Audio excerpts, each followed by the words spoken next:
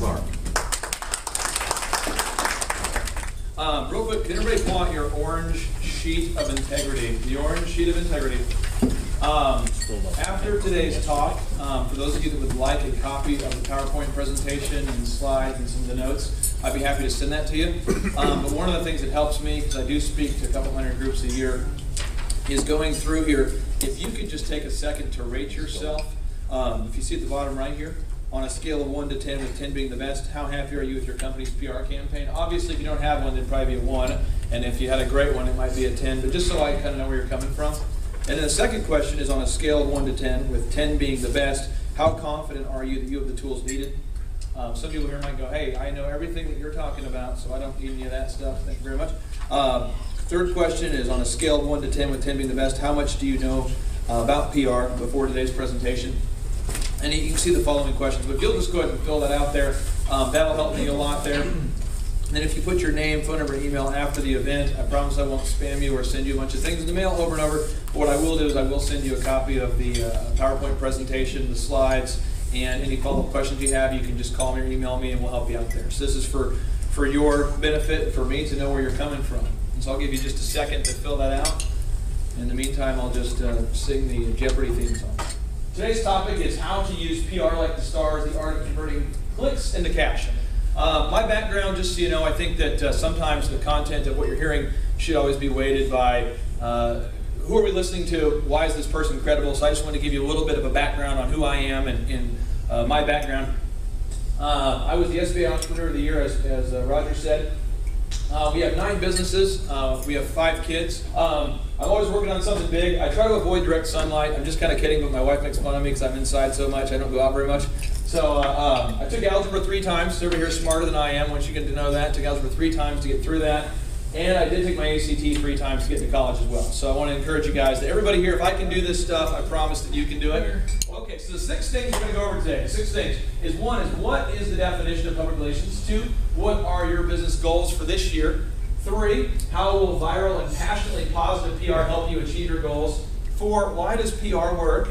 5, if this works, why doesn't everyone just do it? And 6, what are the systematic step-by-step steps that you must take to launch an effective PR campaign? This is a quote I want you to either write down or just remember in your brain. I define what I do as gift wrapping. If you package a bracelet in a Tiffany box, it will have a higher perceived value than if presented in a Kmart box. Same bracelet, different perception. Well, who here remembers the British invasion when the Beatles landed? I do not. I'm 32, so I don't remember that specifically. I've seen it. Who remembers when they landed here, okay? True story. They landed. If you read a book called Guerrilla PR 2.0, you can read the historical review of this, but it's Guerrilla PR 2.0. Phenomenal. The Beatles land, from Britain. They land over here. No one knows who they are at this point. Okay, so the kids are like, who are these guys? So then their publicist says, let's try that again. He goes to a local high school, gives them signs, pays the kids $5, $10 at the time, like $1 each, 50 cents each. Says, hold these signs and scream their names. Like, who are these people? It doesn't matter. Scream and we'll film you. And then the Beatlemania, they took the photos, Beatlemania group. Okay. Another example, a guy by the name of Frank Sinatra. They paid someone to faint in every crowd. And then a guy by the name of Michael Jackson thought that was a good idea and paid 3 or 4 people in every crowd.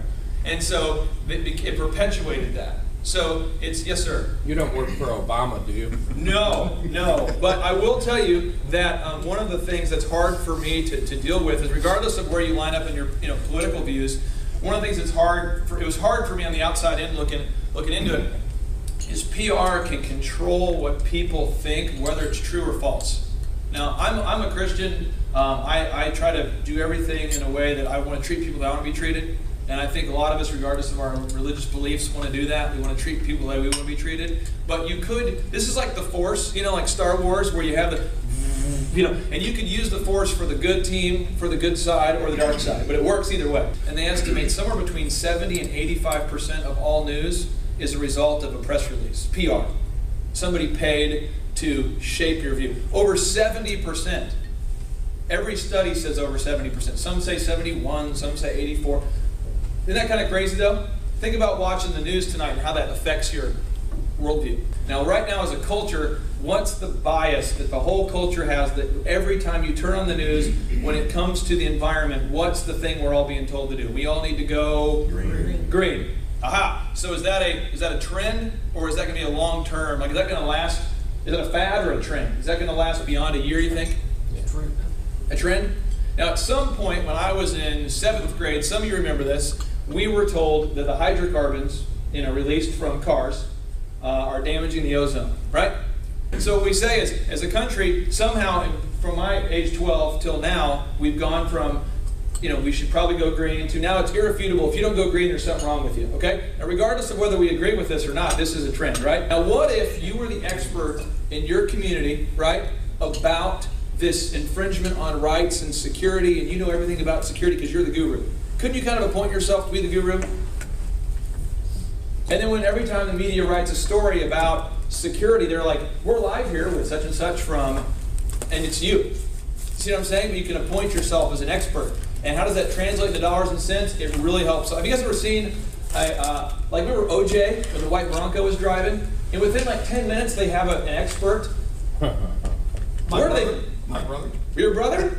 He was one of the guys they kept talking to all the time. Awesome. Well, that's an example. He's a lawyer, but we didn't believe him. Well, you know what I'm saying? So how do you find these experts? They find these experts because people in a room just like this decide they're going to start promoting themselves as experts and making those connections so that when things happen, you'll get the call. And I promise you it will dramatically impact your sales. So I'm saying, what if we gift wrapped our ID business, our security business, in a way that gift wrapped us like the Tiffany's box? Does that make sense? Where people now don't care about the price, they care about the value. Even though it's the same bracelet in the box. Is that making sense to everybody? This is my definition. The art of systematically creating the closer. The closer that you can use to enhance your existing reputation and close more deals now. When you get in front of your ideal clients and likely buyers. Again, the art of systematically creating the closer.